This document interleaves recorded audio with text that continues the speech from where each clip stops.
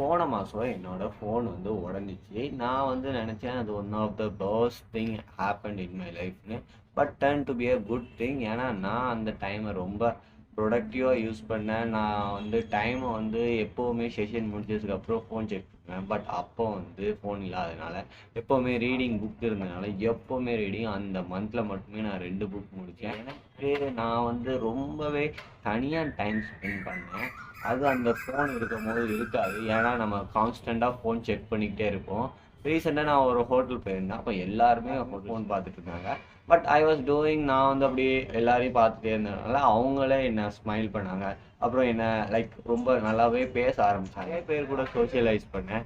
At least நம்ம day to டேயில் பார்க்குறவங்கள்ட்டே நம்ம அவ்வளோவா பேச மாட்டோம். பட் அந்த ஃபோன் இல்லாத டைமில் I was eager to speak to others.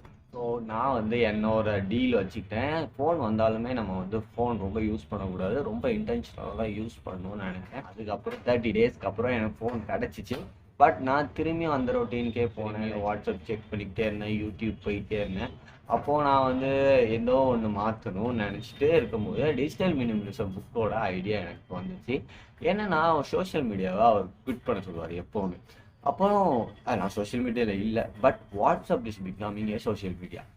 Like button இருக்குது, அப்டேட் இருக்குது. அண்ட் பீப்புள் வந்து அவங்களோட இன்ஸ்டாகிராம் போஸ்ட்டை வந்து இப்போ வாட்ஸ்அப்பில் வைக்கலாம்.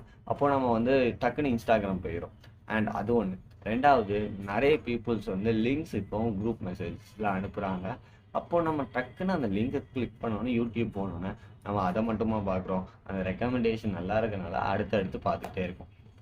யா, அப்போ நான் டிசைட் பண்ணேன், வாட்ஸ்அப்பை வந்து நம்ம கஷ்டப்பட்டு தான் உள்ளே போகணும் அப்படின்னு நினைக்கும் போது நான் வாட்ஸ்அப்பை பிளாக் பண்ணேன். வாட்ஸ்அப் வந்து நான் பர்சனலாக யூஸ் பண்ணுறது வந்து பர்சனலாக வீடியோ கால் பேசுறதுக்கு.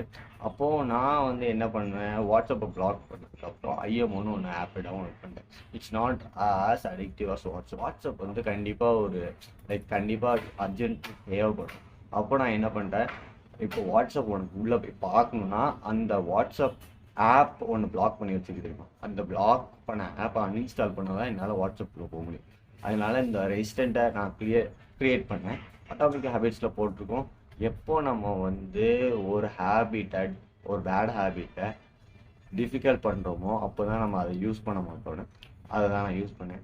அண்ட் நான் யூடியூப்க்கு என்ன பண்ணேன்னா, YouTube is also good recommendation ஆகிட்டு இருக்கு, ஆல்கிரிதம் நல்லா ஆகிட்டு இருக்கு. ஸோ நான் அதை என்ன பண்ணேன்னா, கண்டிப்பாக யூடியூப் வந்து ஒரு யூஸ்ஃபுல்லான ஆப். அப்போ நான் என்ன பண்ணேன், யூடியூபோட ரெக்கமெண்டேஷனை கம்மி பண்ணணும்னு சொல்லிட்டு நியூ பைப்னு ஒரு ப்ராக்கர் வந்து டெவலப் பண்ணனால இப்போ வந்து யூடியூப் ரெக்கமெண்டேஷன் வராது. நான் என்ன பார்க்கணும், சர்ச் பண்ணி பார்க்கணுமோ அதை மட்டும் பார்த்துட்டு நான் வந்துடுவேன். தேர்ட் ஸ்டெப் வந்து கூகுள் டிஸ்கவரி மோடுன்னு ஒன்று இருக்குது.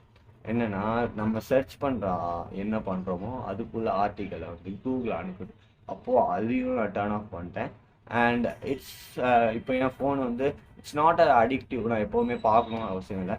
எப்போ எனக்கு தேவையோ அப்போ மட்டும் யூஸ் பண்ணுறேன் இன்டென்ஷனாக. இது வந்து கண்டிப்பாக டிஜிட்டல் மினிமலிசம் புக் ஹெல்ப் பண்ணிச்சு, அட்டாமிக் ஹேபிட்ஸ் புக் ஹெல்ப் பண்ணிச்சு. இந்த இதில் எனக்கு இந்த ஸ்டெப்ஸ் எல்லாம் ரொம்ப யூஸ்ஃபுல்லாக இருந்துச்சு.